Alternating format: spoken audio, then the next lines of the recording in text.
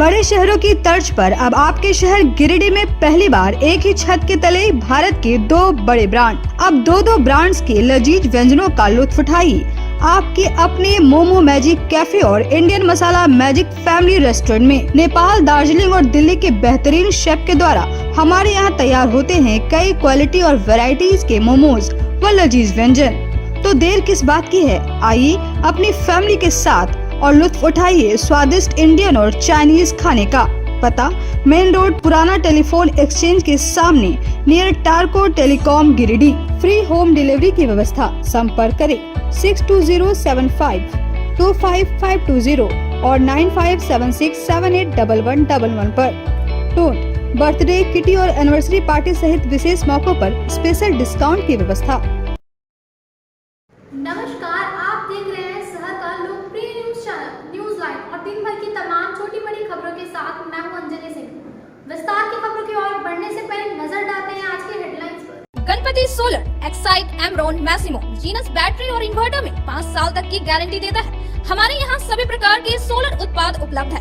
Ganpati solar, Islampuria energy, beside Madhuban बेसिस, बरगंडा, गिरी। शहर में 4 शाखाएं स्वास्थ्य के क्षेत्र में 40 वर्षों से अनवरत सेवा प्रदान करता रहा है।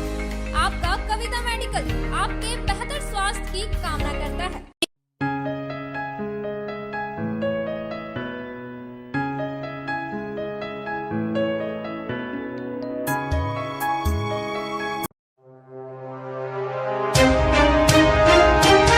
समारोह पूर्वक मनाई गई कोडरमा लोकसभा से 5 बार सांसद रह चुके स्वर्गीय रितलाल प्रसाद वर्मा जयंती।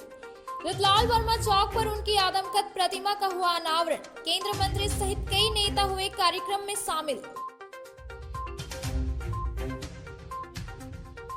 केंद्रीय वित्त मंत्री द्वारा पेश किए गए आम बजट की सत्ता पक्ष के नेताओं ने की सराहना। कहा, इस बजट से देश की अर्थव्यवस्था को मिलेगा बल। विपक्षी दल के नेताओं ने बजट को बताया लोक लुभावन। और गांवों में करोड़ों की लागत से निर्माणाधीन जल मीनार की जांच करने पहुंची विभागीय टीम। संवेदक द्वारा बरती जा रही अनियमितता के बाद भी कहा सब कुछ सही है।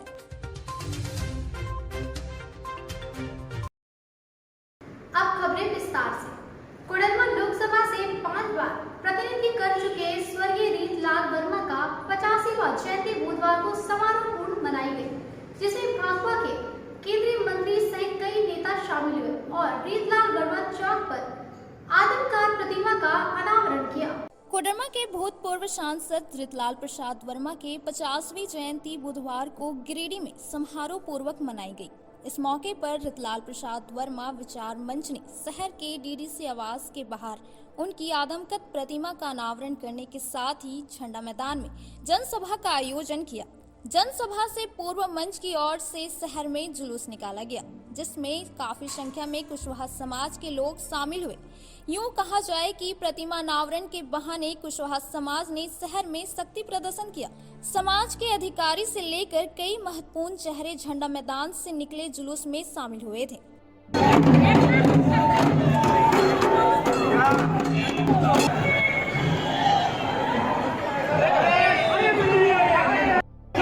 फरियाद करती है दोस्तों, क्योंकि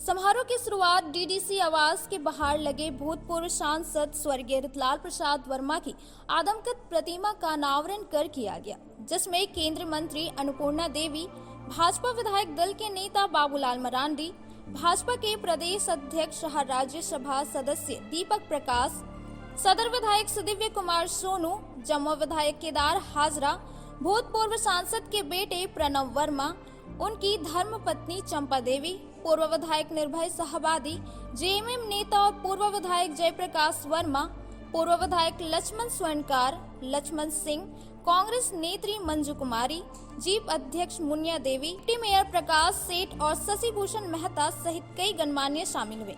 मौके पर सबसे पहले भूतपूर्व सांसद की धर्मपत्नी चंपा देवी ने उनके प्रतिमा में तिलक लगाई। इसके बाद सभी नेताओं ने प्रतिमा का अनावरण करने के साथ ही माल्यार्पण किया।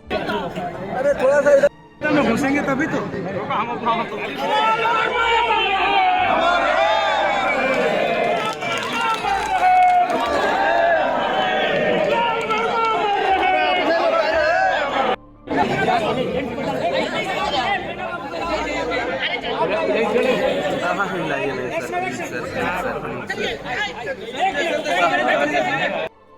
एकदम आगे चल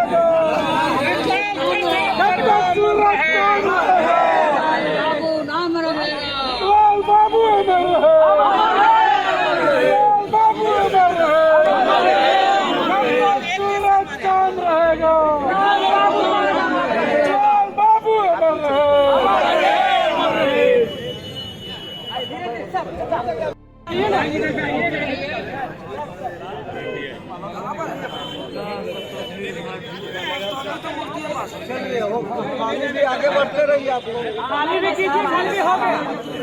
हाँ पीछे चल बढ़ते रहिए, पीछे बढ़ते रहिए आगे।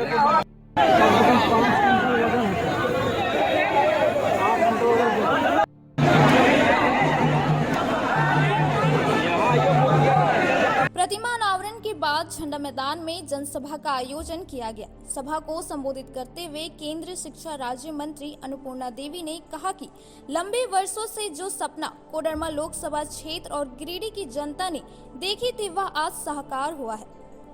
वहीं सदर विधायक सुदेवी कुमार सोनू ने कहा कि स्वर्गीय रितलाल बाबू सदैव समाज और क्षेत्र को आगे बढ़ाने की दिशा में कार्य किए। राजनीतिक धरती में रितलाल बाबू की सराहनीय पहल रही है। मां सरस्वती का नमन करते हुए आपका वंदन। व्यवस्थित तरीके से लोगों को बैठने की व्यवस्था की ओर बढ़ रहे हैं और मैं दूसरे शब्द में हो जाती है, फिर भी अंतरात्मा की वो आवाज दिल मुन्ना जी और मैं जिला परम आदरणीय श्री प्रकाश राम का माला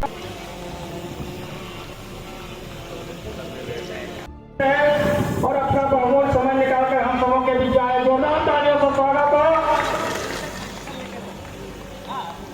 अपने बीच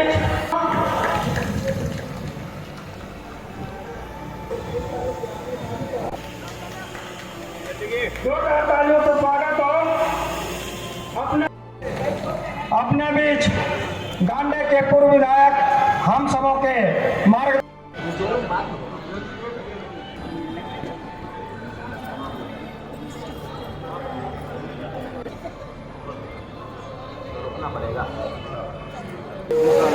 इस दीप प्रज्वलन के साथ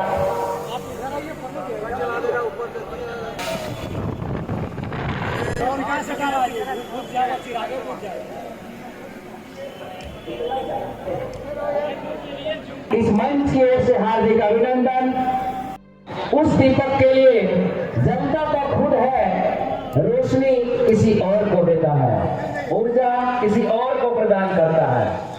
रितलाल वर्मा सम्मानीय प्रणव जी के माध्यम से आज ये अवसर प्राप्त हम सबको हुआ, इसके लिए हम विशेष रूप से प्रणव वर्मा जी को अपनी ओर से आभार उनको और शुभकामना देती हूँ कि बहुत दिनों से ये चर्चा चल रही थी, आज ये साकार रूप हुआ। क्योंकि लगातार 70 वर्षों से आदरणीय रीतलाल प्रसाद वर्मा जी का इस क्षेत्र के लोगों को सानिध्य प्राप्त हुआ, एक अधिवक्ता के रूप में, एक विधायक के रूप में और फिर सांसद के रूप में कई बार उनका सानिध्य प्राप्त हुआ है। और लगातार हम देखें तो गांव गरीब की चर्चा, शिक्षा की चर्चा, विकास की बात, हमेशा ये सोच उनकी रही कि हम कैसे कोडरमा को आगे बढ़ाएं, कोडरमा लोकसभा को आगे बढ़ाएं। और इसके तहत निरंतर संघर्ष भी किए और एक लोगों को जोड़कर आज जनसंघ जमाने की बात हम करते हैं तो जब 2 सांसद हुआ करते थे उस समय आदरणीय स्वर्गीय रीतलाल प्रसाद वर्मा जी एक सांसद के रूप में थे। आज एक को जमा करते हुए आज भारतीय जनता पार्टी देश के अंदर 303 सदस्यों वाली बड़ी पार्टी आज बनी है, तो निश्चित रूप से उनकी भी अहम भूमिका रही है। और हमेशा आज लोग श्रद्धा के साथ, क्योंकि इतने मृदुभाषी थे, उनके साथ भी हमें काम करने का अवसर मिला था। एक विधायक, जब हम विधायक के आदरणीय सांसद थे, उनके साथ कई कार्यक्रमों में जब साथ हम सभी रहते थे तो बहुत सारे विषयों पर चर्चा होती थी, चाहे क्षेत्र का विकास हो, समाज के अंदर जो बुराई हो कैसे उस बुराई को दूर किया जा सके, शिक्षा के क्षेत्र में कैसे बदलाव लाया जा सके। इस तरह हमेशा से जन सरोकार, आम लोगों के लिए अपने जीवन को भी न्यौछावर करने वाले, हमेशा लोगों की चिंता करने वाले आज आदरणीय रीतलाल प्रसाद वर्मा जी के इस जन्म जयंती के अवसर पर आप सभी से हम ये धारा के बंधन से ऊपर उठकर मैदान और मंच पर लोगों की उपस्थिति यह दर्शाती है कि गिरिडीह की राजनीतिक धरती में रीतलाल प्रसाद वर्मा के नाम के होने के क्या मायने हैं। मैं क्षमा चाहूँगा, श्रद्धेय चाची चंपा वर्मा जी का मैं नाम भूल गया। मैं सिर्फ याद करना चाहता हूँ उन बातों को। रीतलाल बाबू ने राजनीति में वटवृक्ष के तौर पर अपनी छाया में बहुतेरों लोगों को पनपने का मौका दिया। मैं उस दुर्भाग्यपूर्ण क्षण का गवाह भी था जिस क्षण उन्होंने अंतिम सांसें ली थी और मैं उनके साथ था। और मैं यह मानता हूं कि अंतिम क्षणों में की गई सेवा और उनके आशीर्वाद ने आज मुझको इस मुकाम पर पहुंचाया है। मैंने देखा था कि उस व्यक्ति के विचार में किसी विचारधारा से बनने से बेहतर जनता के हितों के सवाल को समग्र रूप से रखने और उनके समाधान को खोजने की जो कसक थी, उसी कसक ने उनको इतना बड़ा नेता बनाया है। बड़ा कम समय हमें मिला था उनका सानिध्य पाने का। हमें लगता है 1.5 साल का वह वक्फा रहा होगा जब स्वर्गीय रीतलाल बाबू झारखंड मुक्ति मोर्चा में आए थे और उनके संपर्क में, उनके संसर्ग में राजनीति का कतरना सीखा था हमने। स्वर्गीय रीतलाल वर्मा की मृत्यु के बाद हम तमाम लोगों ने अपनी मां समान चाची के लिए वो संघर्ष किया था जिस संघर्ष का गवाह 2004 के इतिहास के, कोडरमा लोकसभा इतिहास के परिणाम।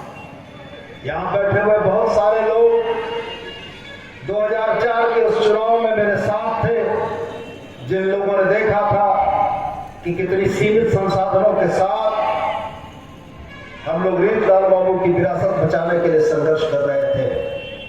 ये जुदा मसले थे कि वो संघर्ष पूर्णतया कामयाब नहीं हुआ, लेकिन उस संघर्ष में सभा को जमुआ विधायक केदार हाजरा, पूर्व विधायक जयप्रकाश वर्मा, निर्भय शाहबादी, प्रणव वर्मा समेत कई नेताओं ने संबोधित किया। तो सब लोग जान रहे थे कि आज जननायक स्वर्गीय रीतलाल प्रसाद वर्मा जी का जयंती था और आज के दिन प्रतिमा अनावरण का कार्यक्रम था। और मुझे लगता है ये प्रतिमा का जो अनावरण का कार्यक्रम पूरे गिरिडीह जिला के लोगों के सहयोग से ये कार्यक्रम हुआ। और आप लोग भी आज देख रहे होंगे कि पूरे गिरिडीह जिला में, पूरे जिला ही नहीं, यहाँ पे बोकारो से लोग आ रहे हैं, रांची से आ रहे हैं, चतरा से आ रहे हैं, हजारीबाग से आ रहे हैं। उनके प्रति सब लोगों की जो श्रद्धा थी, सब लोग आए। और नेतागण भी आप देख सकते हैं, माननीय शिक्षा राज्य मंत्री अन्नपूर्णा जी अपना बजट सत्र छोड़ के इस कार्यक्रम में भाग लेने के लिए आए। बाबूलाल जी, दीपक प्रकाश जी, आदित्य साहू जी जैसे सरीके नेता दूसरा काम को छोड़ के प्रतिमा अनावरण में यहाँ पहुँचे, तो ये दर्शाता है कि वो उनकी विचारधारा, वो कितने बड़े व्यक्तित्व थे। उनके लिए सारे लोग आज आए और मैं सभी लोगों को आपके माध्यम से धन्यवाद देना चाहूँगा, गिरिडीह की जनता को धन्यवाद देना चाहूँगा। जन्मदिन ये, इसलिए आप लोग के आशीर्वाद से शुभकामना हो, ये आप लोग कभी बहुत।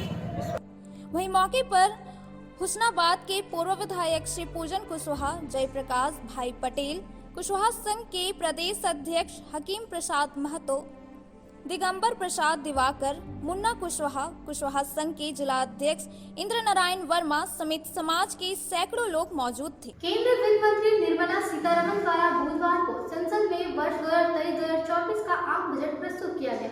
वित्त मंत्री द्वारा पेश किए गए आम बजट पर प्रतिक्रिया देते हुए जहां सत्ता के पक्षी नेताओं ने सराहना करते हुए इस देश की अर्थव्यवस्था के लिए बहुत ही अच्छा बजट बताया, वहीं विपक्षी दलों के नेता आम बजट को सिर्फ एक लोक लुभावना बजट बताया। गिरिडीह पहुंचे केंद्रीय मंत्री सह कोडरमा सांसद अन्नपूर्णा देवी, विधायक दल के नेता बाबूलाल मरांडी, राज्यसभा सदस्य दीपक प्रसाद, लोजपा के प्रदेश अध्यक्ष राजकुमार राज सहित अन्य नेता आम बजट नई भारत की सोच के साथ भारत को आगे बढ़ाने, अर्थव्यवस्था को और मजबूत करने वाला बजट बताया। वहीं कांग्रेस के कार्यकारी अध्यक्ष सतीश केडिया, पूर्व जिला अध्यक्ष नरेश वर्मा, माली नेता राजेश सिन्हा, आम आदमी के प्रदेश प्रवक्ता कृष्ण मुरारी शर्मा सहित अन्य नेताओं ने कहा कि आम बजट जनता को छलने वाला बजट है। इस बजट से किसान, युवा, छात्र, महिलाओं और बेरोजगारों को ध्यान में नहीं रखा गया है।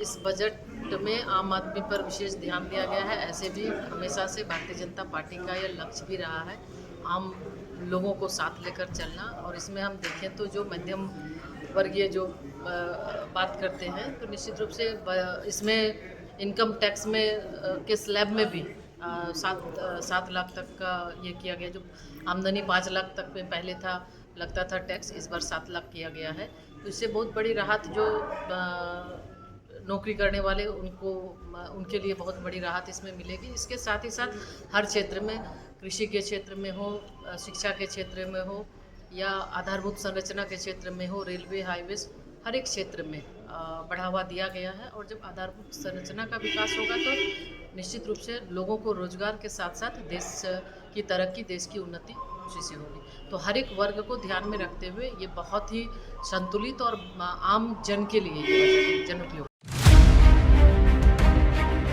बहुत ही अच्छा बजट है। गांव, गरीब, किसान, मजदूर सबको दिखाया, सबका ध्यान रखा गया और रोजगार सृजन करने वाला बजट।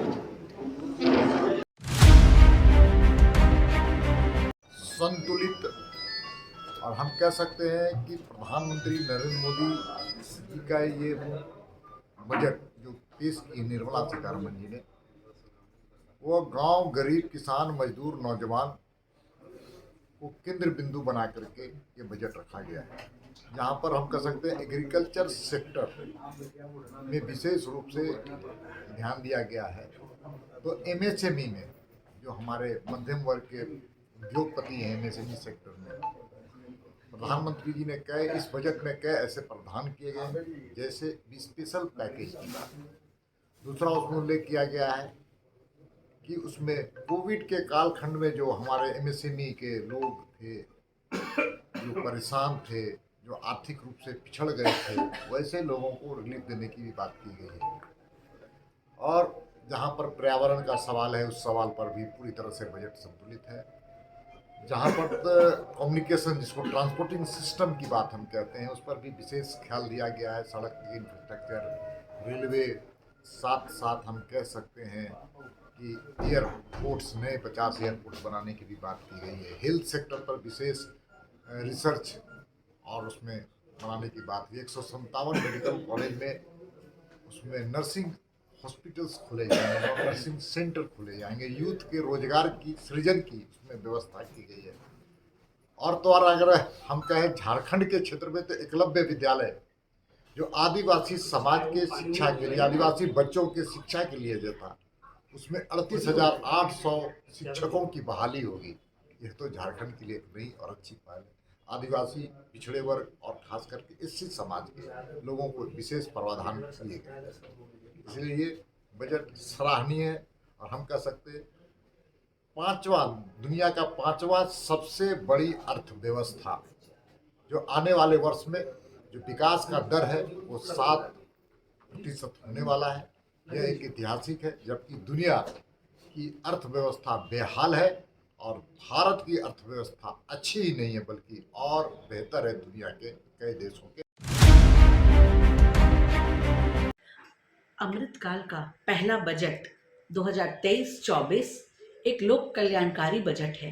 यह गांव, गरीबों, किसानों, आदिवासियों, दलितों, पिछड़ों, शोषितों, वंचितों, दिव्यांगजनों, आर्थिक रूप से पिछड़े तथा मध्यम वर्ग के लोगों को सशक्त एवं सक्षम करने वाला बजट है। यह ग्राम विकास, कृषि विकास, श्रमिक कल्याण, इंफ्रास्ट्रक्चर डेवलपमेंट, डिजिटल इंफ्रास्ट्रक्चर, पूर्वोत्तर एवं पहाड़ी क्षेत्रों सहित पूरे देश को समग्र विकास को समर्पित यह बजट है। यह माननीय प्रधानमंत्री श्री नरेंद्र मोदी जी के नेतृत्व में केंद्र की भारतीय जनता पार्टी सरकार द्वारा देश के नागरिकों को सामाजिक न्याय, समानता, सम्मान और समान अवसर उपलब्ध कराने वाला बजट है। देश का 75वां आम बजट ईज ऑफ लिविंग को बढ़ाने पर जोर देने वाला बजट है। यह दुनिया में सबसे तेज गति से देश को विकास की राह दिखाने वाला और भारत को सुपर इकोनॉमी पावर बनाने वाला बजट है।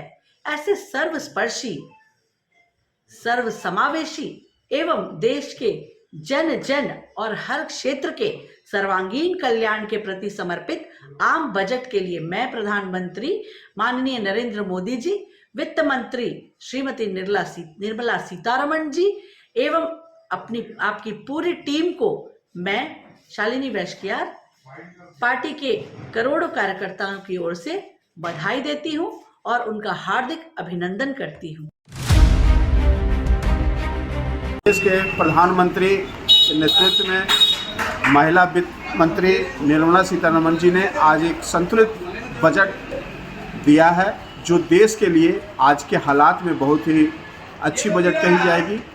उन्होंने मध्य वर्ग का, गरीबों का, किसानों का, मजदूरों का, सभी का हित रखते हुए ये बजट लाया है और ये बजट आगे चल के देश को समृद्धि की ओर ले जाएगा। और मुझे आशा है कि जो टैक्स स्लैब और इस सबको बढ़ाया गया है, इसे सारी भारत की जनता बहुत ही स्वागत करेगी और आने वाले वर्षों में ये बजट हम सबों को समृद्धि की ओर देश को ले जाएगा। मैं यही अपना विचार मेरा है बजट पे और मैं इसके लिए माननीय प्रधानमंत्री और निर्मला सीतारमण जी का मैं बहुत बहुत आभार एवं धन्यवाद करता हूँ। जैसे बजट को जो है हम कह रहे हैं कि अंतिम पदान की बात भारतीय जनता पार्टी करती है कि हम अंतिम पदान के संवर्धन के लिए उन्हें हम अच्छा जीवन जीने के लिए काम करते हैं, अंत्योदय की बात करती है। परंतु यह बजट अंत्योदय का नहीं है। यह बजट केवल और केवल पूंजीपतियों का है, बड़े लोगों का है। यह बजट आम जनता के लिए कहीं भी सूटेबल नहीं है। बजट जो है संतुलित होना चाहिए और मैं जनता के लिए यह बजट नहीं मानता हूँ। यह बजट पूरी तरह चुनावी बजट है। देश का आय का बड़ा स्रोत एक मध्यम वर्ग है, उसको बेवकूफ़ बनाने का काम किया गया है। एक तरफ सरकार कह रही है कि 7 लाख तक आयकर में छूट है, लेकिन दूसरी तरफ मैंने टीवी पर देखा कि 3 से 6 लाख के स्लैब में 5% का कर दिखाया जा रहा है। क्या है ये? ये हमेशा की तरह नई बोतल में पुरानी शराब परोसी गई है। एक हाथ से देकर दूसरे हाथ से ले लिया गया है। पेट्रोल डीजल पर कोई बात नहीं की गई है। जो कृषि में ज़्यादातर उपयोग होने वाला डीजल है, किसानों को एक तरफ सरकार दिखा रही है कि हम बहुत राहत दे रहे हैं, ऋण माफ़ी कर रहे हैं या ऋण के लिए नया धन उपलब्ध करा रहे हैं, लेकिन इस तरह का कोई भी चीज़ स्पष्ट रूप से दिखती नहीं है। ये उसी तरह की बातें हैं जैसे सरकार ने अपने चुनावी घोषणा पत्र में 2 करोड़ नौकरियां देने की बात की थी और 2 लाख नौकरी भी प्रतिवर्ष नहीं दे पाई। ये उसी तरह का बजट है। आज का जो बजट है बिल्कुल लोक लुभावनी है, क्योंकि इनका हर बार का वही रहता है। ये जिस तरह घोषणा करते हैं, अगर उस पर थोड़ा भी अमल कर दें तो लगता है कि हाँ, रियल में इस देश के हित के लिए बजट पेश की गई है। आप देखते होंगे कि किसानों की बात ही करते हैं। किसान को इस बजट से क्या लाभ है बता दें कि उससे जो आज जो युवा वर्ग है, जो बेरोजगार घूम रहे हैं, उन्हें रोजगार कैसे प्राप्त होगा।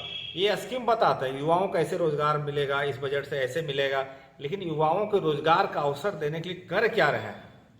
तो उनके बहाली करने की बात करते हैं, नहीं करते हैं। बेरोजगारी की बात करते हैं, नहीं करते हैं, क्योंकि बजट में कुछ ऐसा दे ही नहीं रहे हैं जिससे कि वो अपने आप को स्टेबल कर सके।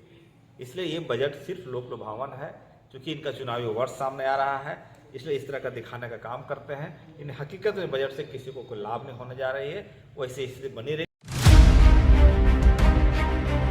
बजट जो रहा है वो बहुत बेहतर नहीं कह सकते उसको, चाहे वो छात्र हों, चाहे नौजवान हों, बेरोजगार हों, महिला हो, किसान हो, हर एक तरफ जो आम एक तरह से हम कह सकते हैं कि जो गरीब हो या मध्यम वर्गीय परिवार के जो उस पर ध्यान नहीं रखा गया है और बस वही घिसा पिटा जो होता है उसी अनुसार से चल।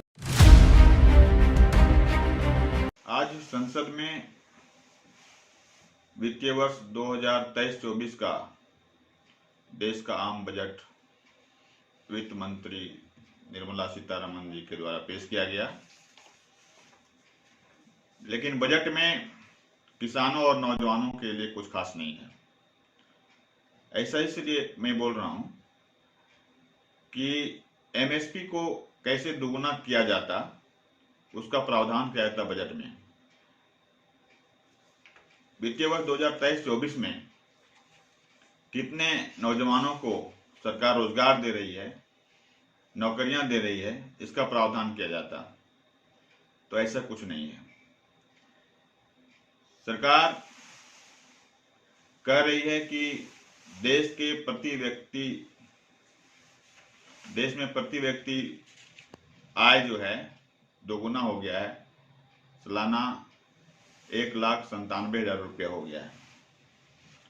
एक तरफ सरकार कह रही है कि आमदनी दोगुनी हो गई है और दूसरी तरफ सरकार जो है लोगों को 80 करोड़ लोगों को, देश के 80 करोड़ लोगों को मुफ्त में चावल दे रही है, अनाज दे रही है।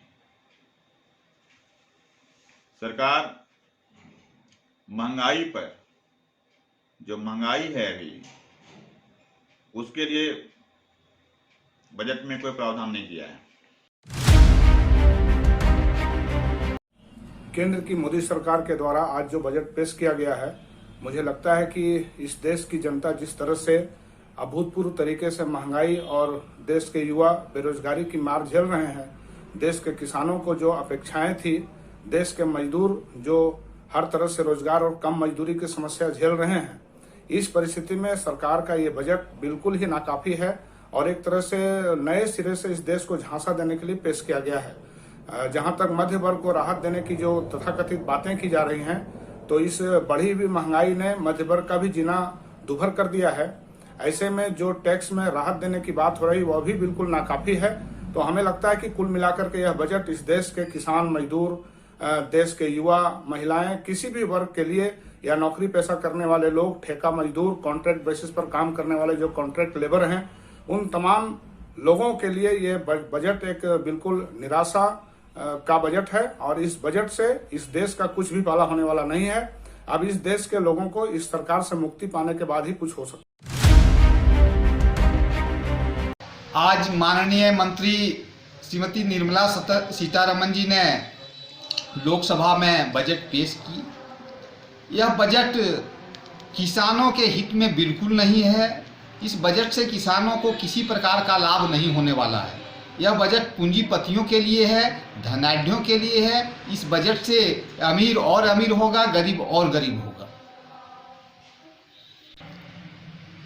आज के अखबारों में माननीय प्रधानमंत्री जी का बयान पढ़ा, उससे लग रहा था कि यह जो बजट आएगा वो किसान के लिए लाभकारी होगा, लेकिन यह बजट से किसान को किसी प्रकार का जो है तो लाभ नहीं होगा। हम लोग सारे किसान इस आशा में थे कि इस बार का जो बजट आएगा वो लाभकारी होगा, क्योंकि यह चुनावी साल भी है, लेकिन इस प्रकार का कुछ किसानों को लाभ मिलने वाला बजट नहीं आया।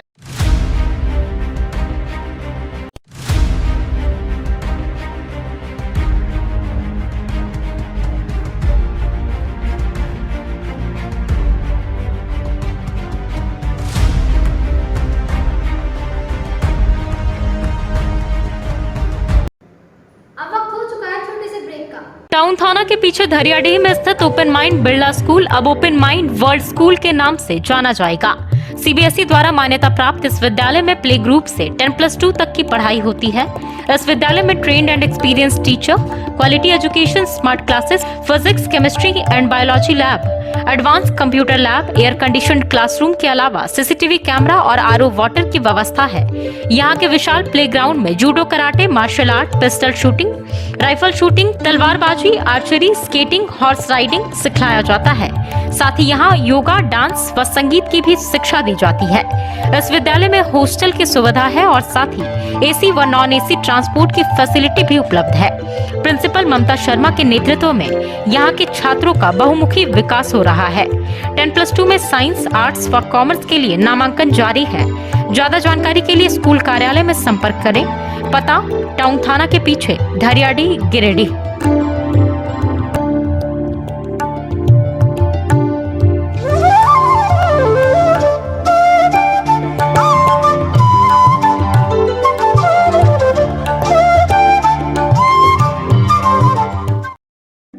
मेम साहब, गैस खत्म हो गया। अब तो 3 दिनों तक होटल से ही खाना पड़ेगा।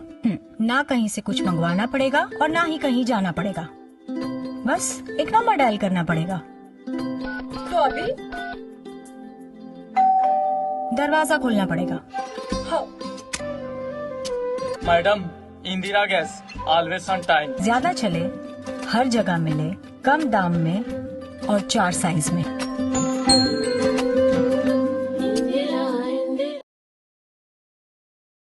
आपके शहर गिरिडीह में आधुनिक उपकरणों से लैस आदर्श नेत्र चिकित्सालय में डॉक्टर कुलदीप नारायण के द्वारा किया जाता है बड़े ही सरल व सुरक्षित विधि से आंखों का इलाज। लेजर फेको के द्वारा मोतियाबिंद का ऑपरेशन करने के साथ ही यारा जारा द्वारा की जाती है झिल्ली की सफाई। टॉपकेन प्रोपराइटर के द्वारा आंखों के प्रेशर की जाती है जाँच। वही टॉपकेन ओसीडी के द्वारा आंखों के पर्दों की भी बीमारियों का लगाया जाता है पता। हमारे यहाँ मौजूद है ऑप्स्केन मशीन के द्वारा आंखों की अल्ट्रासाउंड की सुविधा। यही नहीं, आधुनिक जापानी मशीनों के द्वारा आंखों के चश्मे का निकाला जाता है लेंस नंबर। तो देर किस बात की है, एक बार पचम्मा रोड, अलकापुरी स्थित आदर्श नेत्र चिकित्सालय में पहुंचकर अपने आंखों का कराएं बेहतर और सुरक्षित ढंग से इलाज। हमारा पता आदर्श नेत्र चिकित्सालय, Pachamba road, Alkapuri, SBI ATM के बगल गली में। हमारा संपर्क नंबर है 9470100412 और 6532224412। श्री संजीव टेक्सटाइल गिरिडीह की पहली दुकान, जहां एक ही छत के नीचे आपको मिलेगा संपूर्ण रेंज। जी हाँ, हमारे यहाँ Raymond, Siyaram, Reid and Taylor, linen club, century, Arvind के अलावा और भी कई ब्रांड की सूटिंग एंड शर्टिंग के अलावा कई कंपनियां जैसे स्पार्की, फ्लो के जीन्स भी उपलब्ध है। साथ ही लक्ष्मी पट्टी, सुभाष, मीनू साड़ी, सुमन, बेंगलुरु ताज सहित कई ब्रांड की साड़ियां आपको यहाँ उचित मूल्य पर मिलेगी। इसके अलावा हमारे यहाँ सलवार सूट, रेडीमेड सरारा, गरारा, गाउन, फ्रॉक सूट पीस का फुल रेंज उपलब्ध है। साथ ही फैंसी टॉवेल, बेडशीट, पर्दा, दर्री, ब्लैंकेट, धोती आदि आप यहाँ से उचित मूल्य पर खरीद सकते हैं। इतना ही नहीं, इस वेडिंग सीजन आपके लिए हमारे यहाँ है खास कलेक्शन, क्योंकि हम सजाते हैं दूल्हा दुल्हन को खास अंदाज में। तो होलसेल रेट में हमारे यहाँ करें खरीदारी और अपने पैसे एवं समय की बचत अवश्य करें। तो एक बार सेवा का मौका अवश्य दें। हमारा पता है श्री संजीव टेक्सटाइल, बंटी बाबू की दुकान, बड़ा चौक।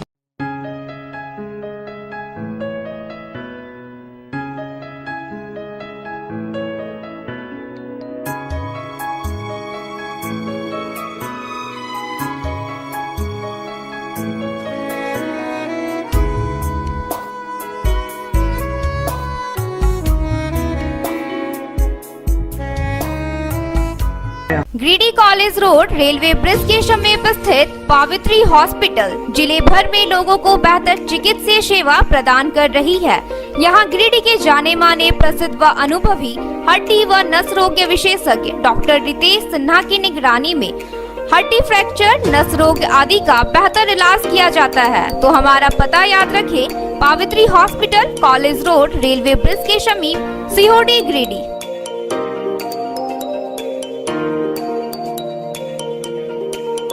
उत्कृष्ट शिक्षा, अद्भुत वातावरण, भव्य इमारत और हर क्षेत्र में उपलब्धियों की एक लंबी सूची।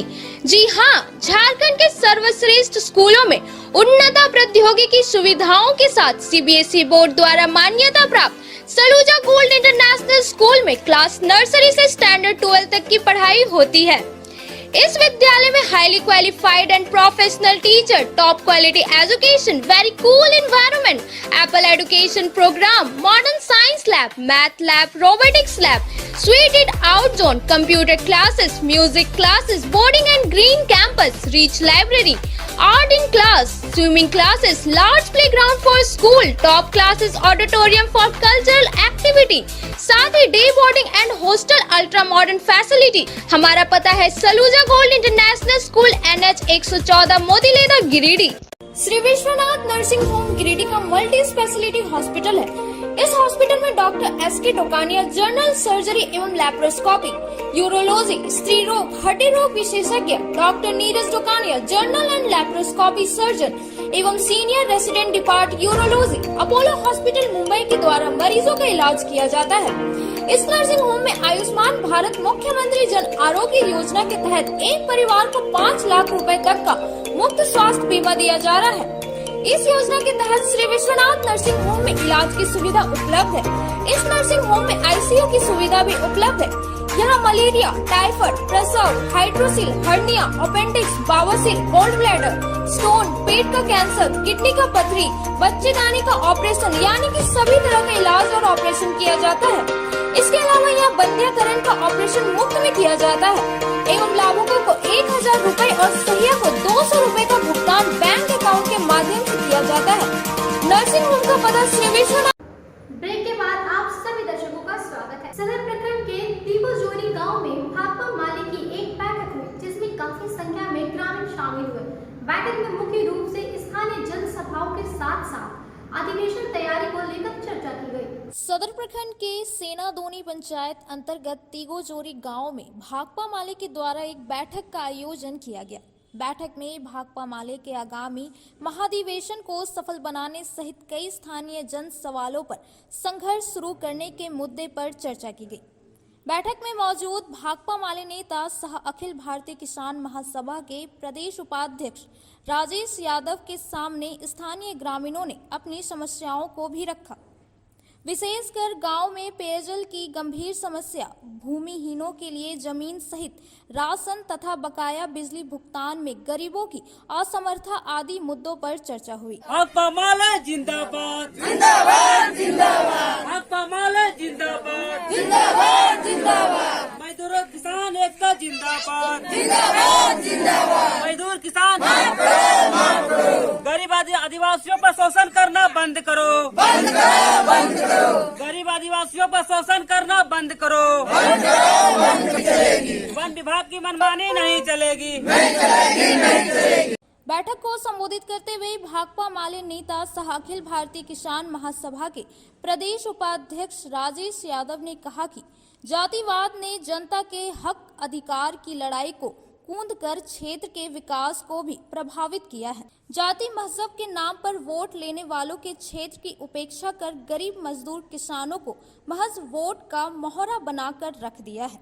इसलिए आम जनता को जाति मजहब से ऊपर उठकर अपने हक अधिकारों की लड़ाई शुरू करनी होगी। सदर प्रखंड के तीगोजोरी गांव में है और यहाँ अभी तमाम ग्रामवासी महिला पुरुष सब यहाँ बैठे हुए हैं और बैठ करके यहाँ पर स्थानीय सवालों पर बातचीत हो रही है।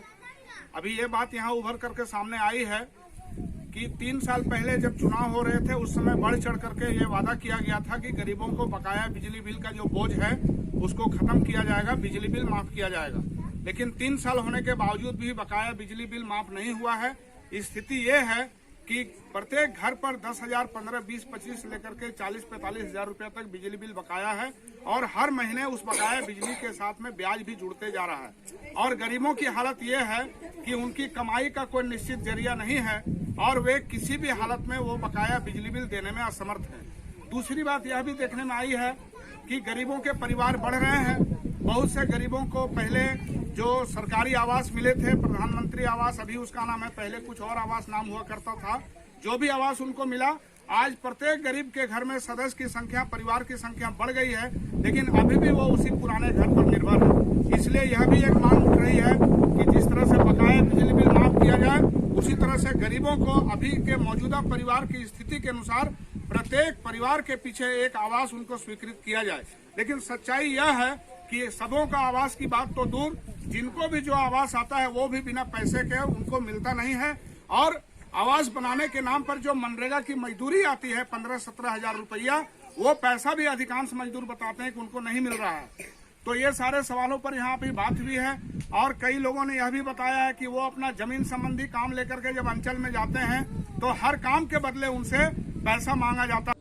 बैठक में जोनल सचिव मनोज कुमार यादव, पंकज वर्मा, लालजीत मरांडी, सोहन लाल बेसरा, महावीर टुड्डू, मुंशी टुड्डू, संतोष टुड्डू, बिहूलाल बेसरा, प्रदीप हेमरेम, शुकर टुड्डू, कटी मरांडी, भुवनेश्वर राय, धानेश्वर दास, डालिया देवी, बसंती मुर्मू, रेना देवी सहित काफी संख्या में ग्रामीण मौजूद थे।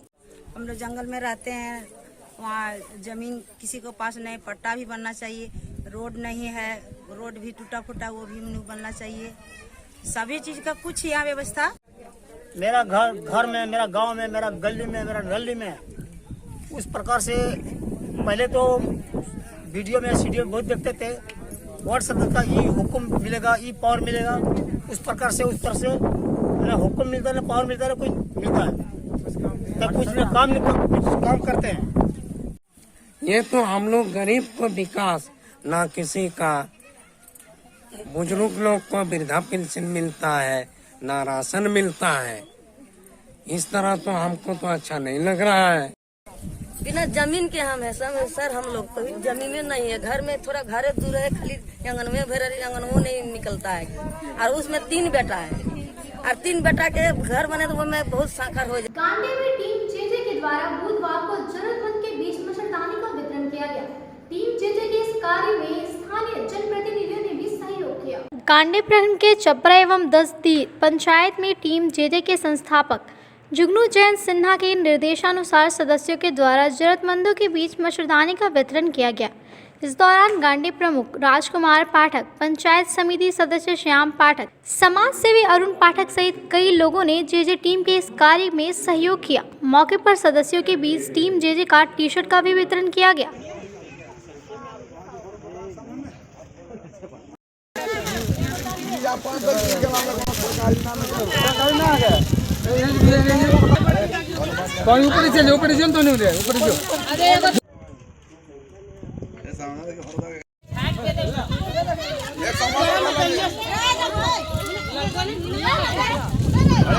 मौके पर टीम जेजे के सदस्य रितेश पाठक, श्रेयांश सिन्हा, प्रीतेश पाठक, शिवम गुप्ता, अभय यादव, बिट्टू यादव समेत अन्य सदस्यों ने बताया कि ये टीम जेजे के संस्थापक जुगनू जयंत सिन्हा के सामाजिक कार्यों एवं विचारधाराओं से काफी प्रभावित है। कहा कि टीम के सभी युवा उनकी राह पर आगे बढ़ना चाहते हैं। कार्यक्रम है ये टीम जेजे के द्वारा किया गया है गांडे की धरती पर, जिसका निर्देश हमें जुगनू जयंत सिन्हा जी ने दिया था और इस कार्यक्रम में हमारे ब्लॉक प्रमुख श्री राजकुमार पाठक जी का बड़ा योगदान रहा। उनके सहयोग के बिना ये कार्यक्रम करना असंभव था। हम उन्हें भी धन्यवाद देना चाहते हैं और साथ ही साथ हमारे सारे टीम मेंबर्स जो कि टीम जेजे के साथ हर वक्त सामाजिक कार्य करने के लिए तैयार हैं, उन सबों का मैं धन्यवाद करना चाहता हूँ। हमारी टीम जेजे के जो संस्थापक है जुगनू जैन जी, उनके निर्देशानुसार मच्छरदानी वितरण किया गया था, हमें निर्देश दिया गया था। तो हम सब मिलके चपरा और इधर कुमारटोली इधर तरफ मच्छरदानी वितरण किए और आगे भी ये समाज सेवा का कार्य करते रहेंगे। राष्ट्रीय स्वास्थ्य मिशन के तहत गाँवों में छात्राओं द्वारा रैली निकाली गई। रैली के माध्यम से छात्राओं में लोगों को बेटी पढ़ाओ और बेटी बचाओ को लेकर जागरूक किया। गांव प्रखंड स्थित कांवा कन्या उच्च विद्यालय से छात्राओं द्वारा राष्ट्रीय स्वास्थ्य मिशन के तहत रैली निकाली गई। रैली ब्लॉक मोड़ होते हुए प्रखंड संसाधन केंद्र पहुंची, जहां से वापस विद्यालय आकर रैली समाप्त हो गई। इस दौरान रैली में मौजूद छात्राओं द्वारा बेटी बचाओ बेटी पढ़ाओ जैसे नारे भी लगाए गए। इसके साथ ही लोगों से भ्रूण हत्या रोकने की भी अपील की गई।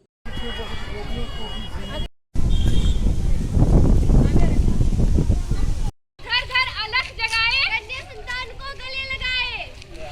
बचाओ बेटी पढ़ाओ,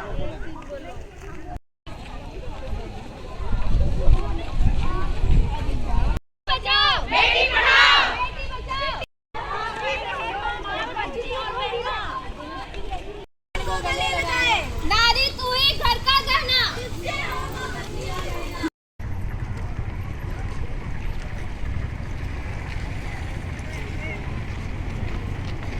मौके पर उपस्थित सामुदायिक स्वास्थ्य केंद्र के बीपीएम प्रमोद बर्णवाल ने कहा कि कई जगहों पर अल्ट्रासाउंड करवाकर लिंग परीक्षण किया जाता है और लड़की रहने पर भ्रूण को खत्म कर दिया जाता है।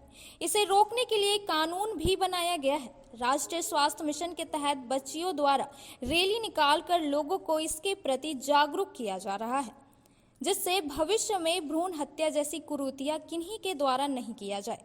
कहा कि किन्हीं के द्वारा अगर लिंग परीक्षण या भ्रूण हत्या की जाती है तो इसकी शिकायत करें। गाँव में बेटी बचाओ बेटी पढ़ाओ अभियान के तहत PCDT एक्ट के तहत भ्रूण हत्या महिलाओं का साथ हिंसात्मक घटनाएं जो होती रहती है उसी के खिलाफ में नारी सशक्तिकरण हेतु बेटी बचाओ बेटी अभियान पढ़ाओ के अभियान के तहत आज एक रैली निकाला गया, जिससे लोगों को जागरूक करने के लिए इस एक्ट के द्वारा जो भी महिला हो चाहे भ्रूण हत्या किया जाता है या जो भी उस तरह का अल्ट्रासाउंड जो लिंग का पता करके भ्रूण हत्या करने का जघन्य अपराध करता है उनके लिए ठोस से ठोस कार्रवाई करने का नियम बना हुआ है, जो सूचना देने के बाद उस पर कार्रवाई किया। करोड़ों की लागत से निर्माणाधीन जल मीनार की जांच करने के लिए बुधवार को विभाग की टीम पहुंची। हालांकि निर्माण कार्य में संयोजक द्वारा कई खामियां बरते जाने के बाद विभागीय टीम को सब कुछ सही दिखाई दिया। गांवा प्रखंड के चेरवा, सांख, जमडार आदि ग्रामीण क्षेत्रों में पेयजल पूर्ति के उद्देश्य से करोड़ों की लागत से बनाए जा रहे जल मीनार का निरीक्षण करने के लिए बुधवार को विभागीय टीम पहुंची। इस दौरान उन्होंने निर्माणाधीन जल मीनार व भवन निर्माण की जांच की। जांच के दौरान टीम के द्वारा सब कुछ सही बताया गया, जबकि निर्माण कार्य में जहां मजदूरों को बिना किसी सेफ्टी इक्विपमेंट दिए ही काम कराया जा रहा था, वहीं निर्माण कार्य में घटिया क्वालिटी का ईंट भी लगाया जा रहा था।